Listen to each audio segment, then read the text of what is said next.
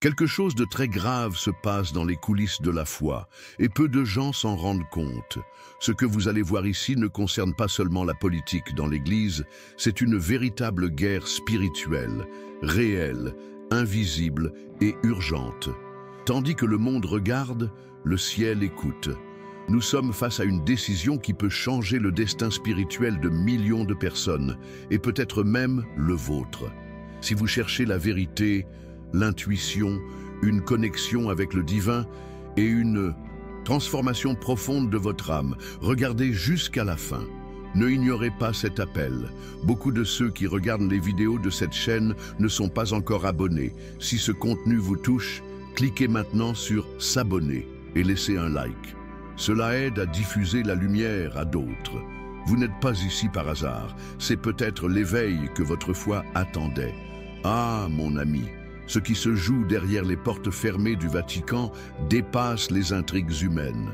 Ce n'est pas seulement une lutte de pouvoir entre cardinaux, mais une véritable danse entre l'esprit et la chair, entre le karma hérité et la manifestation d'un dessein divin. Les jeux d'influence, les alliances discrètes, les silences lourds de sens, tout cela n'est que le reflet visible d'un tumulte invisible où la conscience de chaque acteur est mise à nu. Comme dans le désert où Jésus fut tenté, Matthieu 4, chacun est confronté à ses propres ambitions, à ses peurs, à sa foi vacillante. Il est facile d'oublier que chaque regard échangé dans ces couloirs sacrés porte le poids d'une révélation à venir, ou le fardeau d'un karma non résolu. La lumière ne se manifeste pas toujours dans les grands discours, mais souvent dans les choix silencieux, dans la méditation solitaire à l'ombre des colonnes de pierre. Ce conclave, bien plus qu'un événement politique, est un miroir tendu à l'âme collective de l'Église, un appel à l'harmonie entre tradition et transformation. Ce sont des jours où la foi est testée, où les intuitions les plus profondes se heurtent aux stratégies les plus terrestres. Mais n'est-ce pas toujours ainsi lorsque l'éternité effleure le temporel? Lorsqu'un nouveau gardien du troupeau doit être discerné, les cieux ne restent pas muets. Ils soufflent, parfois dans les soupirs d'un vieux moine, parfois dans les silences d'un cardinal en prière. Ce que nous voyons comme manœuvre politique pourrait n'être qu'un chapitre dans le grand livre de la transcendance, écrit non avec de l'encre, mais avec des larmes, de la gratitude et de la vérité. Dans cette atmosphère dense où l'encens se mêle aux soupçons, chaque mot devient une oraison ou un piège. Il est essentiel de se souvenir que l'Église, dans sa nature la plus pure, est un corps vivant guidé par le souffle sacré, et non un échiquier dominé par des mains humaines. Lorsque les cardinaux se réunissent sous la coupole de Saint-Pierre, ce ne sont pas seulement des hommes qui votent, mais des âmes en quête d'illumination poussées par une intuition parfois inexplicable. Il y a ceux qui cherchent la vérité et d'autres qui cherchent à préserver un confort spirituel. Mais Dieu voit au-delà des robes rouges. Il entend la prière sincère d'un simple fidèle dans un village reculé. Et il discerne la véritable intention cachée derrière chaque sourire cardinalice. Le combat n'est donc pas seulement doctrinal, il est énergétique. Un combat d'énergie subtile où la paix intérieure devient une arme et la sagesse un bouclier. C'est là que la tradition se révèle précieuse. Elle n'est pas un poids, mais une ancre pour les temps troublés. Rappelons-nous de Paul et de ses lettres en prison. Même dans la contrainte, il a su transmettre la lumière du Christ. Philippiens 1, 13, 14.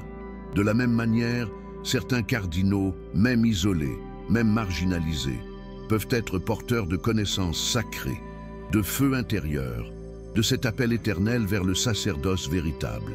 Le conclave n'est pas une fin, c'est un passage, un moment de despertar pour ceux qui ont les yeux ouverts. Et toi, cher ami, dans ton propre quotidien, que fais-tu quand tu ressens ce tiraillement entre le monde et ton âme? Ne vois-tu pas que le Vatican n'est qu'un reflet de nos propres luttes? Là où il y a désaccord, il peut y avoir aussi union si le cœur est humble. Que nos pensées soient donc élevées, que notre prière soit constante et que chaque nouvelle soit pour nous une invitation à prier, à bénir et à chercher la présence du divin dans l'ombre comme dans la lumière.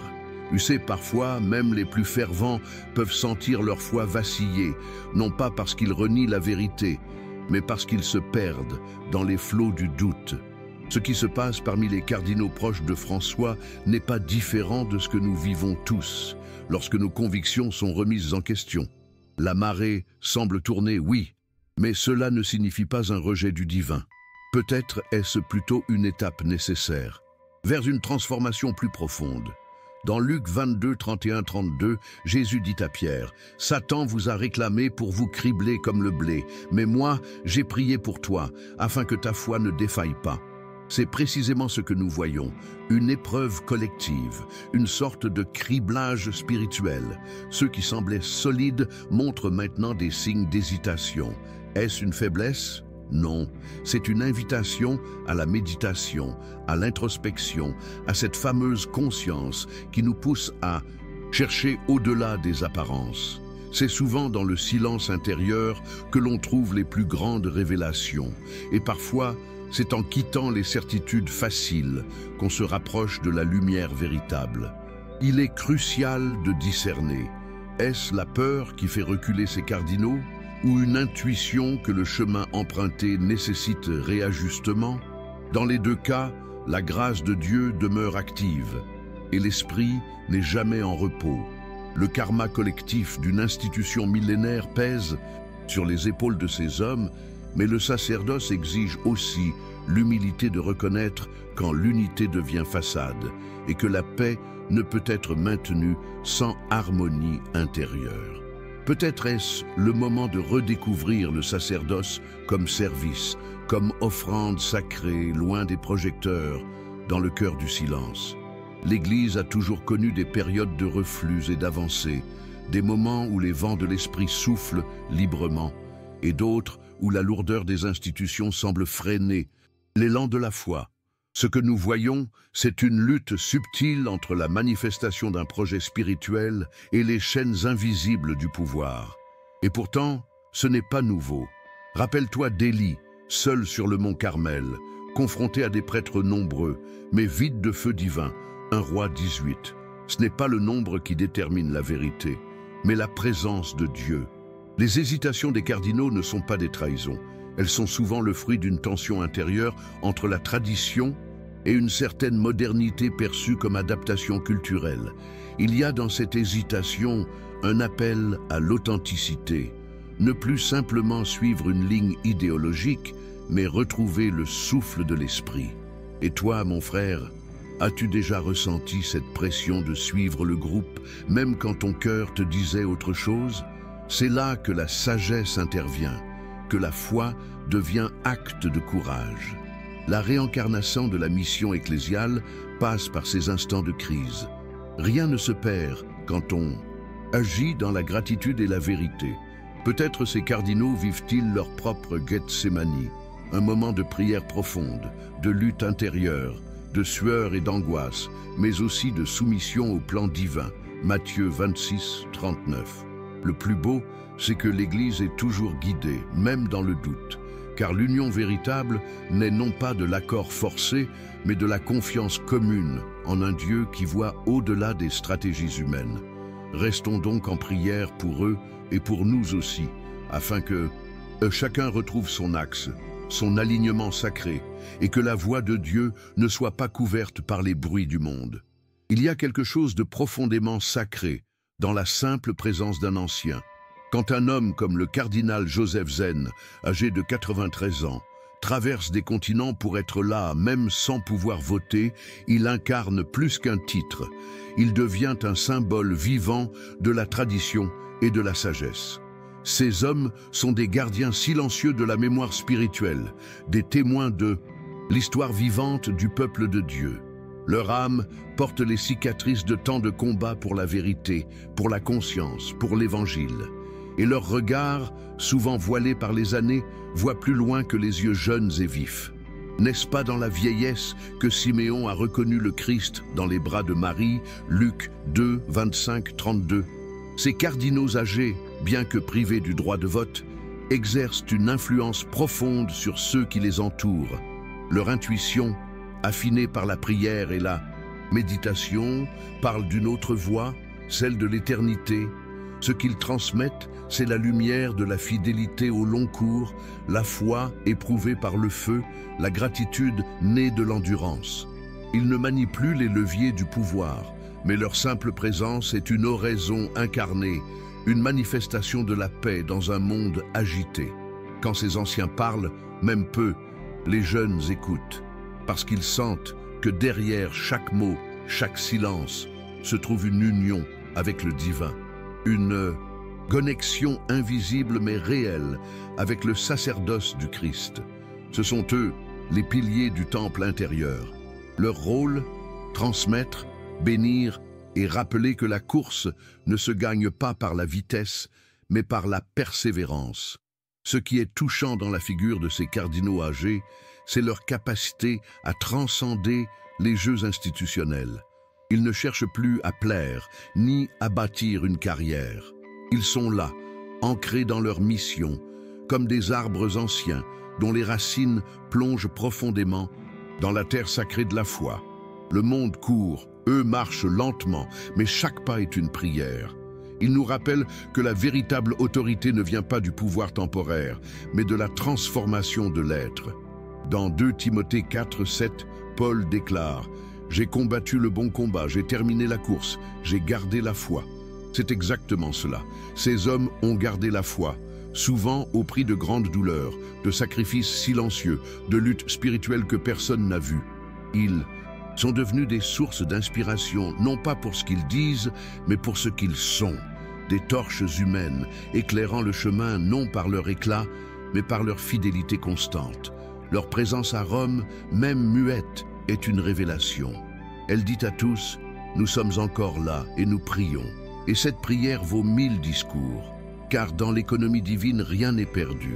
Le moindre souffle, la plus petite oraison, peut faire basculer l'histoire.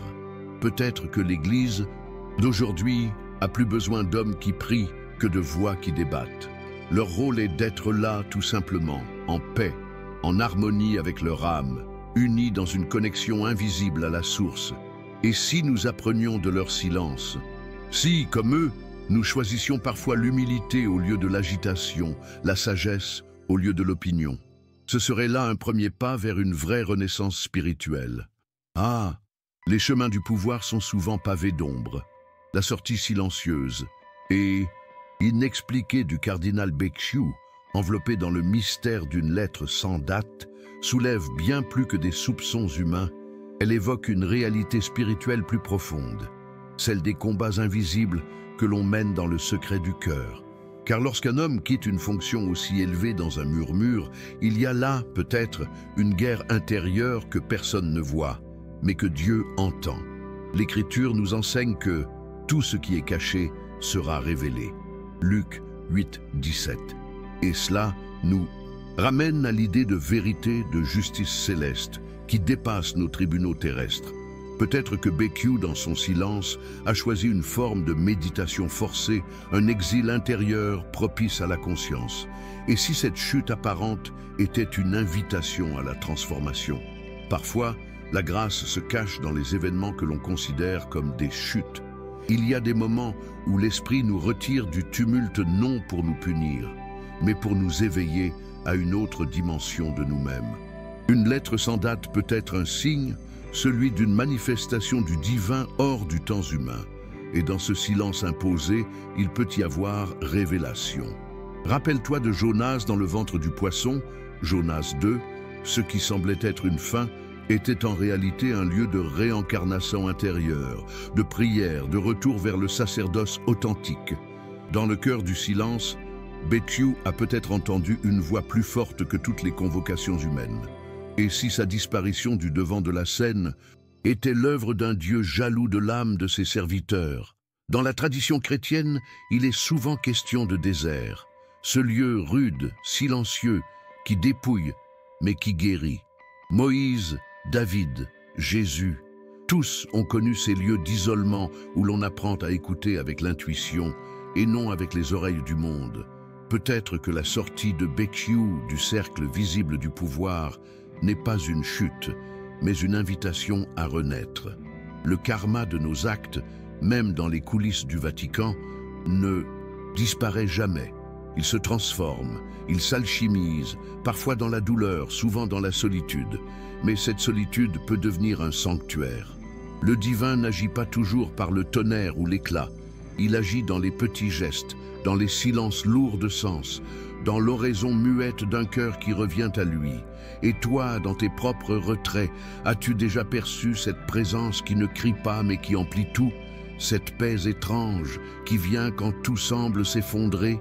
Voilà, peut-être ce que vit Béchiou, une traversée du désert.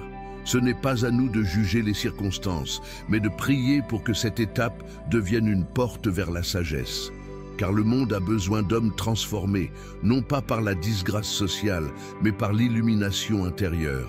Que ce soit un départ forcé ou une obéissance cachée, ce mouvement porte une portée spirituelle.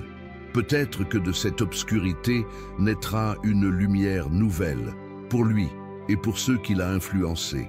Et si nous choisissions de voir cette histoire non comme un scandale, mais comme une parabole, un rappel que dans le royaume de Dieu, rien n'est jamais vraiment perdu, tout est toujours en cours de transcendance. Tu l'as sûrement déjà ressenti, dans le silence d'une messe, chaque mouvement a un poids, chaque regard une direction, chaque vêtement une signification. Mais aujourd'hui, au cœur du Vatican, ces gestes liturgiques ne sont plus seulement des expressions de foi, ils deviennent des déclarations, parfois même des armes. Le simple fait de porter une étole, de citer un texte ou de faire une génuflexion devient un message codé, une manifestation publique d'allégeance ou de défi. Et pourtant, la liturgie, dans son essence, est un espace sacré, un lieu de connexion entre la terre et l'éternité. Comment ne pas pleurer en voyant ce lieu d'harmonie transformé en champ de tension? Dans 1 Samuel 16:7, Dieu rappelle à Samuel que l'homme regarde à ce qui frappe les yeux, mais l'Éternel regarde au cœur. Voilà où réside notre espoir. Car malgré les intentions humaines, c'est toujours la présence divine qui transparaît à travers les symboles. Ces gestes, même détournés, ne perdent pas totalement leur pouvoir. Ils deviennent des miroirs de l'âme, révélant ce que chacun porte en lui. Ce n'est donc pas dans l'apparat que réside la vérité, mais dans l'intention. Un geste fait dans l'amour, et la gratitude brillera d'une autre lumière qu'un geste vide, calculé, motivé par le karma du pouvoir. Mais attention, cher ami, à ne pas tomber dans le piège du jugement. Car même dans ce théâtre de symboles, l'esprit agit. Il souffle où il veut. Jean 3:8. Et parfois, c'est précisément au milieu des tensions politiques que naissent les plus profondes révélations. Un cardinal qui se signe d'une certaine manière, un autre qui s'agenouille avec lenteur. Ces gestes, bien qu'observés comme stratégie, peuvent, malgré tout, porter des fruits. La foi ne dépend pas de la pureté des intentions visibles, mais de la transformation qu'elle provoque dans les cœurs. Et n'oublions pas que même Judas, en embrassant Jésus, a permis l'accomplissement du plan divin. Matthieu 26, 49, 50. Alors, ne soyons pas troublés si les insignes deviennent des drapeaux, ou si les paroles liturgiques semblent peser politiquement. Continuons, nous, à vivre la liturgie dans l'esprit, avec intuition, avec fait, avec l'espérance que Dieu, dans sa sagesse, voit au-delà des masques. À chaque messe, choisis-toi aussi de faire de ton corps une offrande vivante, comme dans Romains 12, 1. C'est là que commence la vraie réforme, non dans les palais, mais dans le cœur. Et si un jour tu entres dans une église et que tu ressens le trouble au lieu de la paix, ne fuis pas, prie. Transforme ce lieu en autel invisible, offre ton silence comme oraison, ta présence comme une manifestation sacrée. C'est ainsi que l'Église se régénère, non par la force, mais par l'union des âmes en prière. Que chaque signe extérieur, même déformé, soit pour nous une invitation intérieure à revenir à l'essentiel.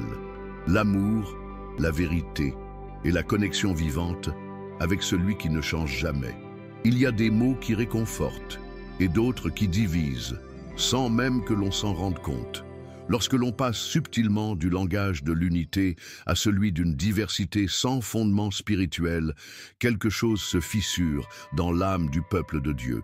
Ce n'est pas la diversité en soi qui est le problème, car le Créateur aime la richesse de ses créatures, comme en témoigne la beauté infinie de la nature, ou encore la pluralité des dons de l'Esprit. 1 Corinthiens 12, 4, 6. Non, le vrai danger réside dans l'abandon de la vérité au nom d'un consensus. Une diversité qui ne repose pas sur le Christ devient vite une cacophonie spirituelle. L'unité, elle, n'est pas uniformité, elle est harmonie. Une harmonie sacrée, née de la connexion à la même source, nourrie par la même lumière.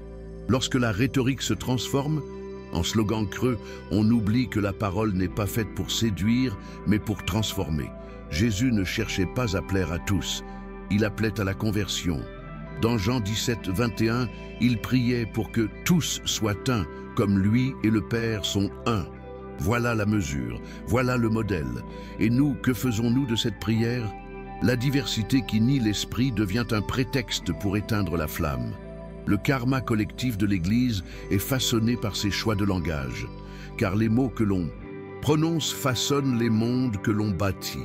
Quand une institution privilégie la pluralité des voix au détriment de la parole unique du Christ, elle entre dans une zone de turbulence spirituelle. On commence à tolérer tout au nom de la paix apparente, mais l'âme crie, car elle sent que quelque chose est trahi. Il ne s'agit pas de refuser l'évolution, mais de rester enraciné dans ce qui est saint, sacré, transcendant. Le peuple de Dieu n'a pas besoin de discours séduisants. Il a besoin de nourriture pour l'esprit. Rappelons-nous du roi Josias, 2 Rois 22. Lorsqu'il découvrit le livre de la loi oublié dans le temple, il pleura, car il réalisa à quel point le peuple s'était éloigné. Peut-être est-ce ce que nous vivons aujourd'hui, une révélation douloureuse, que nous avons troqué l'Évangile pour des mots vides. Et pourtant, tout n'est pas perdu. Là où il y a conscience, il peut y avoir rédemption. Il est temps de retourner à la méditation des Écritures, à l'oraison véritable, à l'intuition qui vient de l'esprit et non des modes. Que chaque parole prononcée dans les assemblées soit d'abord pesée à la lumière de la vérité, et non à celle des tendances. Toi aussi, dans ton quotidien, veille à ne pas sacrifier ton proposito au confort d'un langage neutre. Sois lumière, sois feu, sois paix, mais ne sois jamais tiède. La tiédeur est l'ennemi de la transformation. Jésus lui-même, dans Apocalypse 3,16, dit « Parce que tu es tiède, je te vomirai de ma bouche. » Des mots. Durs, oui, mais empreints d'amour. Il veut notre cœur entier, notre foi vivante, notre sagesse active. Alors, dans ce tumulte de discours, levons nos âmes en prière. Que notre voix intérieure s'aligne à la voix du ciel. Et que cette diversité devienne non pas une distraction, mais une louange, orchestrée par la main du divin lui-même. Quand la critique surgit au sein même de la maison, elle blesse différemment. Les paroles du cardinal Müller, comparant le Saint-Père à un dictateur, résonnent comme un écho amer dans une église qui cherche encore son chemin entre fidélité et renouveau. Mais au-delà de la forme dure, il y a une âme blessée qui parle, un cri qui, s'il est écouté avec l'intuition du cœur, révèle une soif profonde, celle de retrouver la clarté, la vérité, la lumière. Dans Matthieu 23, Jésus lui-même n'a-t-il pas adressé de dures paroles aux pharisiens ? Non pas par orgueil, mais par amour, pour secouer une structure figée, pour ramener l'esprit au centre. De la même manière, les voies dites traditionnelles ne doivent pas être rejetées comme rétrogrades. Elles sont souvent le gardien silencieux de trésors sacrés, de savoirs enracinés dans la prière, la méditation, la foi simple. Le danger n'est pas dans la tradition, mais dans l'attachement aveugle à la forme sans l'esprit. Le karma d'une institution est parfois d'avoir oublié pourquoi elle existe. Non pour plaire, mais pour manifester l'éternité dans le monde. Ainsi, les critiques doivent nous pousser non à diviser davantage, mais à nous interroger. Où est la connexion? Où est la paix? Où est la sagesse que l'on sentait autrefois dans les pierres silencieuses d'une chapelle au crépuscule? Le tumulte des voix dans l'Église actuelle ressemble parfois à celui d'un marché, chacun cherchant à faire entendre son opinion. Mais les voix qui remontent du silence, celles qui viennent d'une vie de service, de prière, de désert, celles-là méritent d'être écoutées, même lorsqu'elles dérangent. La tradition, ce n'est pas la poussière du passé, c'est le souffle des siècles, c'est l'harmonie entre ce qui a été révélé et ce que l'on vit encore. Elle porte la mémoire du sacré, l'écho des saints, le parfum de l'encens porté par les générations. Et toi, frère, ne vois-tu pas que nous aussi, nous avons en nous cette lutte entre l'ouverture et la fidélité, entre la transformation et l'ancrage? Il faut du discernement, de la foi et surtout de la gratitude pour ceux qui nous ont transmis ce flambeau. Paul, dans 2 Thessaloniciens 2,15, nous exhorte: tenez ferme et gardez les traditions que vous avez reçues. Ce n'est pas une fermeture, mais une ancre, car face à la tempête, on n'abandonne pas les amarres, on s'y accroche jusqu'à ce que la lumière revienne. Ce que certains voient comme rigidité peut être pour d'autres la dernière planche de salut. Soyons donc prudents, humbles et en oraison constante. Que ces critiques, au lieu de nous diviser, deviennent l'occasion d'un dialogue sacré.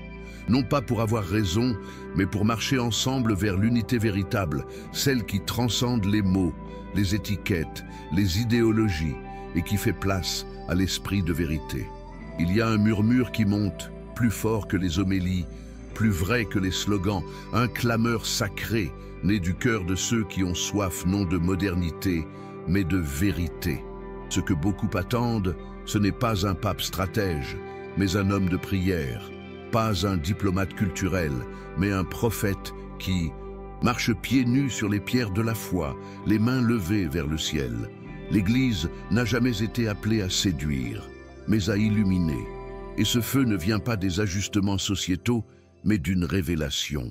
Le monde change, oui, mais l'éternité ne tremble pas. Quand Paul écrivait à Timothée, 2 Timothée 4,2, il disait « Prêche la parole, insiste en toute occasion, favorable ou non. » C'est cela l'appel. Pas d'adaptation superficielle, mais de transformation profonde. Une Église vivante n'est pas celle qui s'aligne avec les tendances, mais celle qui se tient droite, enracinée dans la lumière du Christ. Ceux qui crient aujourd'hui ne veulent pas d'un spectacle religieux. Ils veulent du sacré. Ils veulent des bergers qui transpirent la foi, dont chaque geste respire la connexion au divin, dont les paroles éveillent l'âme et nourrissent l'esprit. Le peuple de Dieu ne veut plus de compromis. Il cherche un chemin de retour vers la source. Et toi, frère ou sœur en quête de sens, n'as-tu jamais ressenti cette tension entre ce que le monde attend de toi et ce que ton cœur, en silence, sait être juste? C'est ce même combat que vit l'Église. Mais elle ne peut pas être sel et lumière si elle perd sa saveur. Matthieu 5, 13, 14. La foi véritable n'a pas besoin de se déguiser pour plaire. Elle brille par sa simplicité, sa puissance silencieuse, sa capacité à toucher l'âme, là où les mots échouent.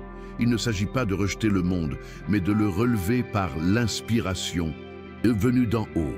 Et cela ne se fait pas en adoucissant la vérité, mais en la vivant avec amour et oraison. La méditation, la prière sincère, le retour aux évangiles, voilà le chemin.